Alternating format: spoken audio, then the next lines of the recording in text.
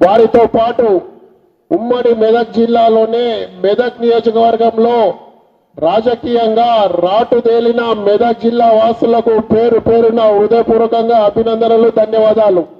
నా పేరు నాగేష్ ముద్రాజ్. మీ అందరికీ చాలా మందికి పరిచయమే. నేను గతంలో ఇక్కడ కాంగ్రెస్ పార్టీకి 5 సంవత్సరాలు ఇన్ఛార్జిగా పనిచేసిన మెదక్ నర్సాపూర్కి మన అన్న హరీష్ అన్న గారి పిలుపు మేరకు నేను 2023లో పార్టీలో జాయిన్ కావడం జరిగింది.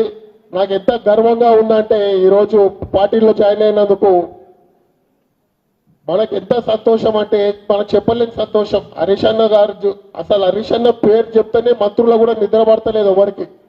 మీకు తెలుసు, హరీష్ అన్న అసెంబ్లీలో కాలు పెడితే ఒక్కరంటే ఒక మంత్రి లేచి నిలబడి మాట్లాడడానికి కూడా వణికిపోతున్నారు. మొన్న ఒక విషయంలో హరీష్ అన్న గారు లేస్తే 9 మంది మంత్రులకు దీపు పగిలేటట్టు సమాధానం చెప్పినా లేదా?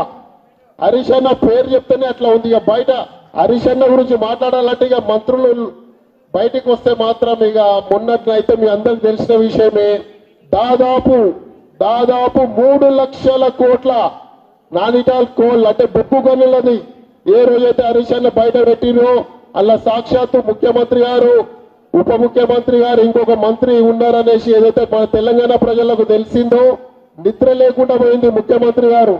దెబ్బకు విదేశాలకు పారిపోయి పోతా హరీష్ అన్న గారి పేరు మీద సిట్టుని ప్రయోగించిపోయాడు. అయినా కూడా ధైర్యంగా నిర్విఘ్నంగా దాదాపు 7 గంటలు వాళ్ళ ప్రశ్నలకు సమాధానం చెప్పి ఒక యోధుడుగా బయటకు వచ్చింది హరీష్ అన్న గారు. కాబట్టి ఏ కుతంత్రాలు ఏ కుట్రలు చేసినా కూడా టిఆర్ఎస్ పార్టీని ఏమీ పీకలేరు.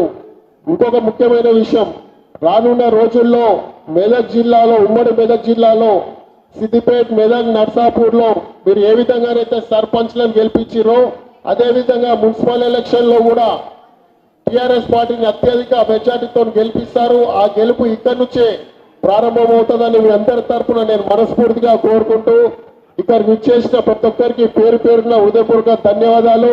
ముఖ్యమంత్రి గారు మొన్న ఒక మాట అన్నారు,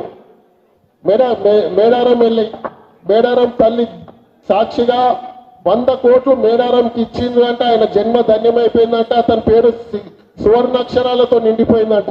ఆ ఇచ్చిన 100 కోట్లలో 3 ఇన్ఛార్జీలను వేస్తే కమిషన్ల కోసం 3 మంత్రులు ఏ విధంగా కొట్లాడుకున్నారో మీరందరూ సాక్ష్యం.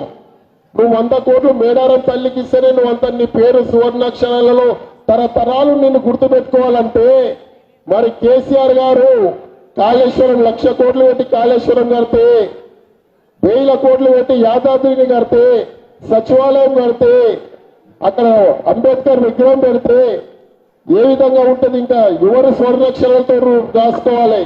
మీరందరూ త్వరలోనే ప్రతి ఒక్కరు జేబులో ఒక ఇంగ్లీష్ డైరీ పెట్టుకొని కూర్చోండి. ముఖ్యమంత్రి గారు విదేశాలకు వెళ్ళింది ఇంగ్లీష్ నేర్చుకోవడానికి. ఇప్పటిదాకా తొండలు, పేగులు, కళ్ళు వికడం అంతా తెలుగులో తిట్టిరు మన భాష యాసలో. ఇప్పుడు వచ్చి ఇంగ్లీష్ లో తింటారు. కాబట్టి అందరం జర ఇంగ్లీష్ నేర్చుకొని ఇంగ్లీష్ డైరీలలో ఆయన ఏం మాట్లాడుతున్నా చూడాలి. ఆయన చదవనికి పై చదువులకు పోయినట్ట, మొత్తం బూతులే నోరు తెరిస్తే. కాబట్టి మీరందరికీ రాజకీయ చైతన్యవంతులు మీరందరూ ఒకసారి ఆలోచించి ఈ గడ్డ పైన గులాబీ జెండా ఎగరవేయాలని మనస్ఫూర్తిగా కోరుకుంటూ నాకు ఈ అవకాశం ఇచ్చిన పెద్దలందరికీ హృదయపూర్వకంగా అభినందనలు, ధన్యవాదాలు. థ్యాంక్ యూ నరేష్ గారు, నగేష్ ముద్రాజ్ గారికి. ఇప్పుడు పెద్దలు షేర్ సుభాష్ రెడ్డి గారు మాట్లాడాల్సిందిగా